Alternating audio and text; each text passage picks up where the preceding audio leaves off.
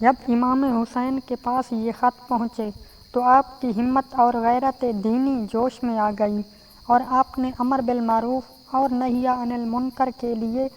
علم جہاد بلند کرنا اپنا فرض سمجھ لیا۔ اس پر حضرت عبداللہ بن عباس رضی اللہ عنہ اور آپ کے دیگر اعزاء و اقارب اور کئی جلیل القدر صحابہ اور تابعین نے آپ کی خدمت میں درخواست کی کہ حضرت آپ کوفہ تشریف نہ لے جائیں، کوفہ کے لوگ بے وفا ہیں، جفاکار ہیں، انہوں نے آپ کے ابا حضور سے بے وفائی کی تھی، انہیں غربت پردیسی کی حالت میں شہادت کے انجام تک پہنچایا تھا، اور پھر یہ لوگ وہ ہیں کہ یہ اپنے ظالم امیر کو تخت سے ہٹا کر دعوت نہیں دے رہے، اس کی پیروی کا کلاوہ بدستور ان کے گلے میں ہے،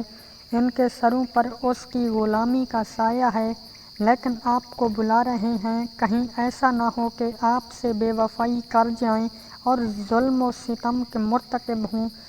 حضرت امام حسین رضی اللہ عنہ نے یہ سب کچھ سنا، لیکن فرمایا اب مجھ پر امر بالمعروف نہی عن المنکر اور دعوت حق کی خاطر علم جہاد کرنا فرض ہو چکا ہے،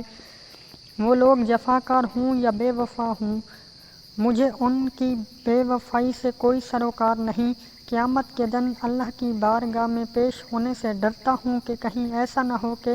مجھ سے سوال کیا جائے تجھے دعوت حق دی گئی تھی۔ اس وقت ظلم و بربریت کا بازار گرم تھا اور سنت نبوی کے خلاف سرکشی ہو رہی تھی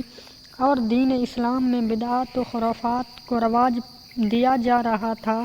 قارونیت، فرعونیت اور یزیدیت دندنا رہی تھی، لوگوں کے حقوق سلب ہو رہے تھے، آزادیاں چھینی جا رہی تھیں، اسلامی اشعار کا مذاق اڑایا جا رہا تھا، اسلام کی حکومت اور اسلام کے قانون کی تفحیق ہو رہی تھی، اور حسین اس وقت تو نے اس بغاوت کے خلاف جہاد کا علم کیوں نہ بلند کیا؟ اس وقت میں کیا جواب دوں گا؟ البتہ یہ مناسب ہے کہ جانے سے پہلے اپنے چچا زاد مسلم بن عقیل کو حالات کا جائزہ لینے بھیجتا ہوں، انہوں نے وہاں سے جو رپورٹ بھیجی پھر اس کے مطابق عمل کروں گا۔ چنانچہ آپ نے حضرت مسلم بن عقیل کو کوفہ سفارت کے خیال سے بھیجا اور فرمایا کہ اے میرے بھائی مسلم، کوفہ جا کر حالات کا جائزہ لو اور وہاں کے حالات کا جائزہ لے کر مجھے مشورہ دو اور مجھے خط لکھو کہ آیا ان حالات میں میرا وہاں جانا مناسب ہے یا نہیں، لوگ یزید کی بیعت توڑنے اور میری بیعت کرنے کے لیے تیار ہیں یا نہیں۔ چنانچہ حضرت مسلم بن عقیل اپنے کچھ ساتھیوں، اپنے 2 بیٹوں محمد اور ابراہیم کو ساتھ لے کر کوفہ روانہ ہو گئے۔ جب کوفہ پہنچے تو شیعان علی نے آپ کا شاندار استقبال کیا، امام حسین کا نمائندہ سمجھ کر جوق در جوق آپ کے ہاتھ پر بیعت کرنے لگے، اور پہلے ہی دن 10-12 ہزار افراد نے حضرت مسلم بن عقیل رضی اللہ عنہ کے ہاتھ پر امام حسین کی طرف سے بیعت کر لی۔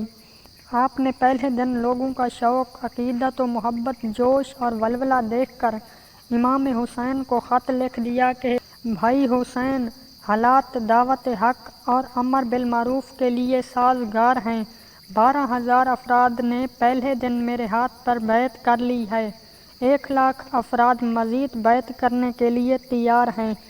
آپ بلا تأمل اور بلا جھجک تشریف لے آئیں۔ یہ خط امام حسین کو ملا اور آپ کوفہ روانگی کی تیاری میں مصروف ہو گئے۔